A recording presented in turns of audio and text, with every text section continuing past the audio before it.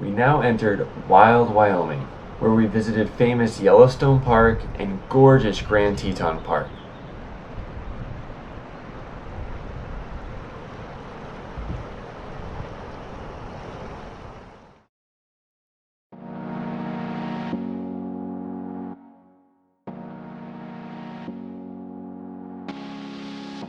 Now, Wyoming is a beautiful state in itself, but driving through it in early summer was kinda treacherous. Our first obstacle was the Bighorn National Mountain Range.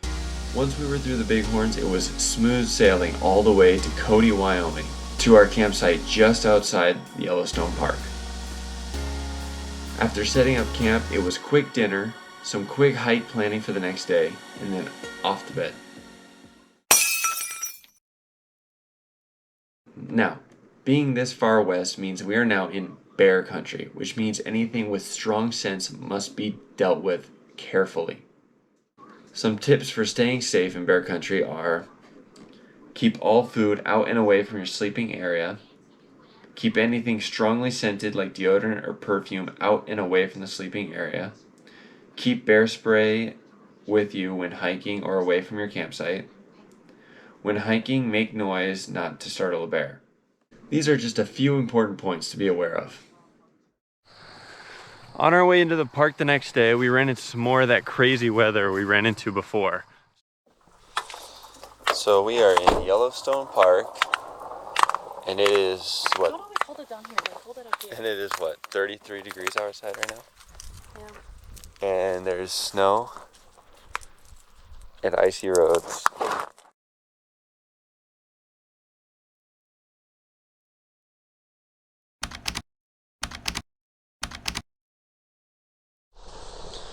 Alright, so day 6, and what was once covered in ice and at least a foot of snow yesterday morning is now completely clear.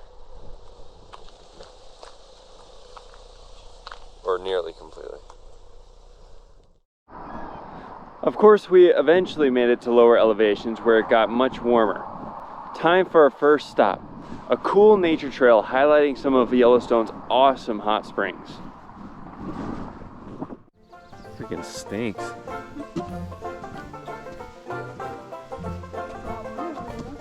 There it is. Ooh. Oh, look at that gunk. Ooh. Looks like gray mud. That's literally it. Just gray mud. Yeah.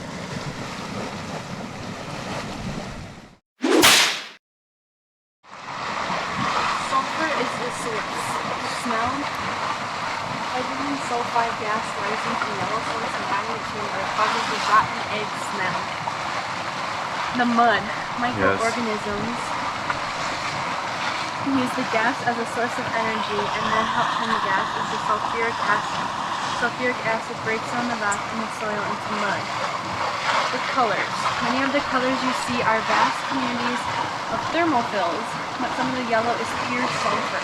When iron mixes with sulfur to form iron sulfide, gray and black swirls sometimes appear in the mud.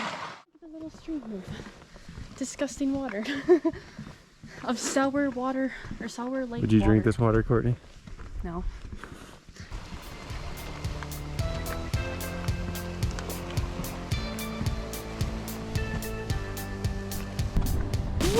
Oh. Ooh, look at it come up. Yeah, I can't even see it. There's so much steam. There's so much, you can't see anything. It's cool. Ooh. There we go. Let's see. Churning cauldron. I can tell why it's called that. Yeah, this one's a little more active. Yeah.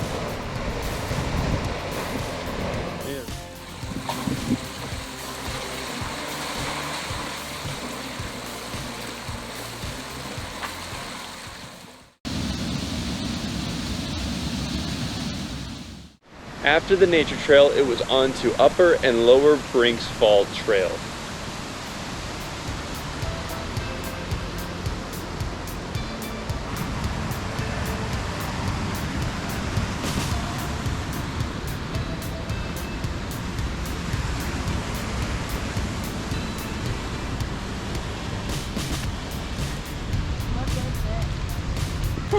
Here's the waterfall we came to see.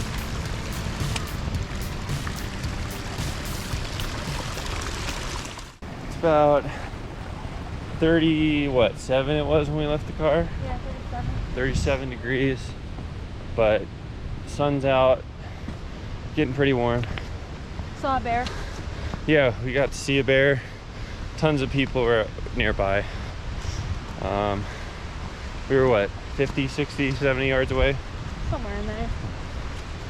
It's pretty cool.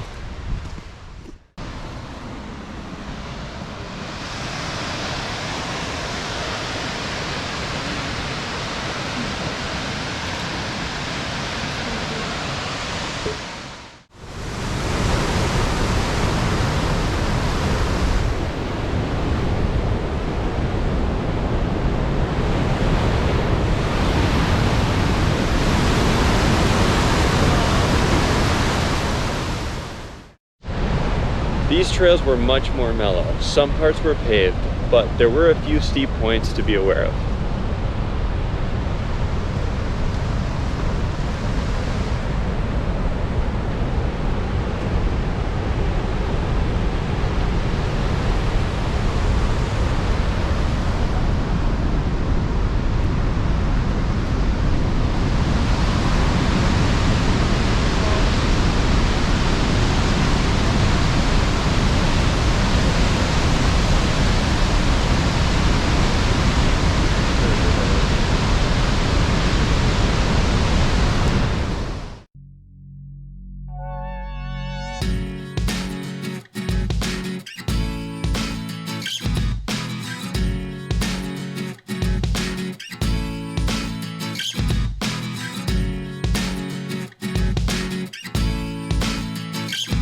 After that, time for the day's main attraction, Mammoth Hot Springs.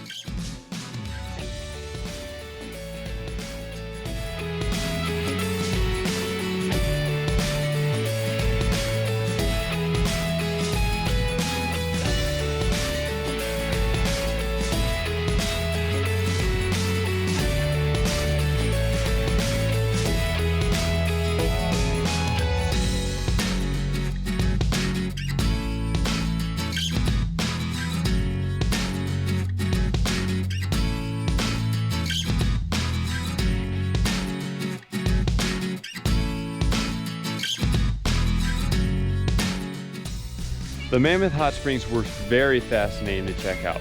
Although they weren't the most colorful or exhilarating things to see, it was really cool to see the dark, ashy land.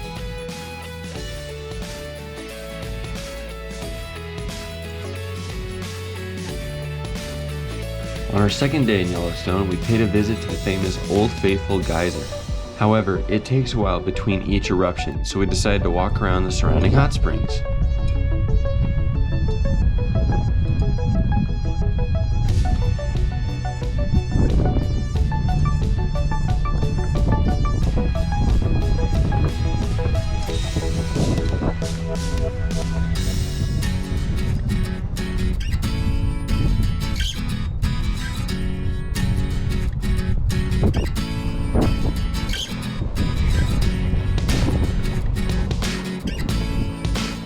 We finally made our way back around to Old Faithful. It's difficult to see from this clip, but you can kind of tell how high the geyser gets. The steam was crazy. After Old Faithful, we made our way to the southern half of the park to check out the Grand Prismatic Hot Spring. There are two trails to observe from. There's the Outlook Trail, which is only a couple miles through the woods up to a lookout point to see the whole spring. After the lookout, you have to drive about a half a mile down the road to get to the boardwalk that will take you directly to the spring. This is actually not as impressive due to all the steam. You can't really see much.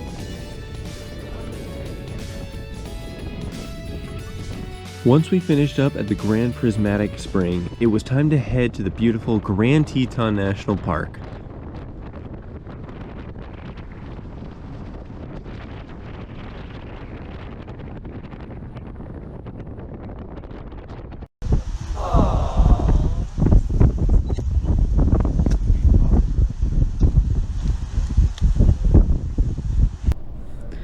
Since it was later in the day, we figured on just driving through today and finding a hotel in Jackson Hole.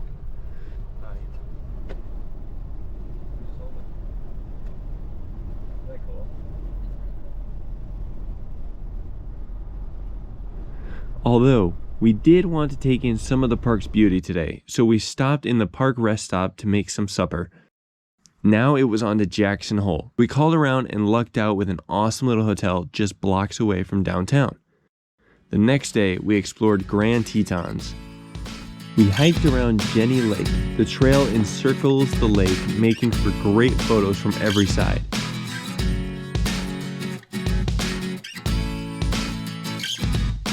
At the opposite end, there were some cool waterfalls coming down from the mountains.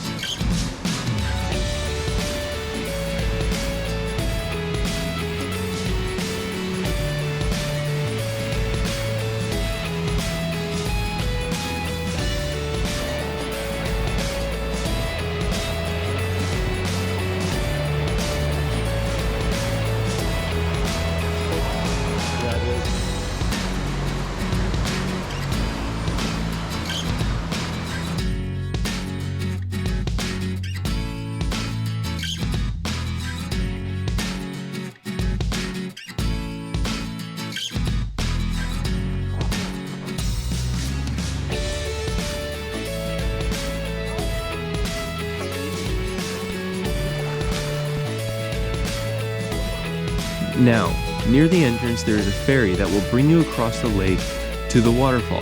However, as you can see, it gets extremely full quickly.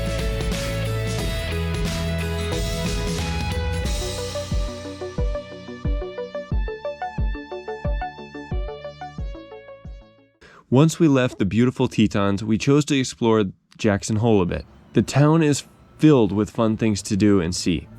We stopped at another brewery and got some food at a delicious barbecue joint. Of course, our time in Wyoming must end. We had a big day of driving the next day, but it's on to beautiful Utah.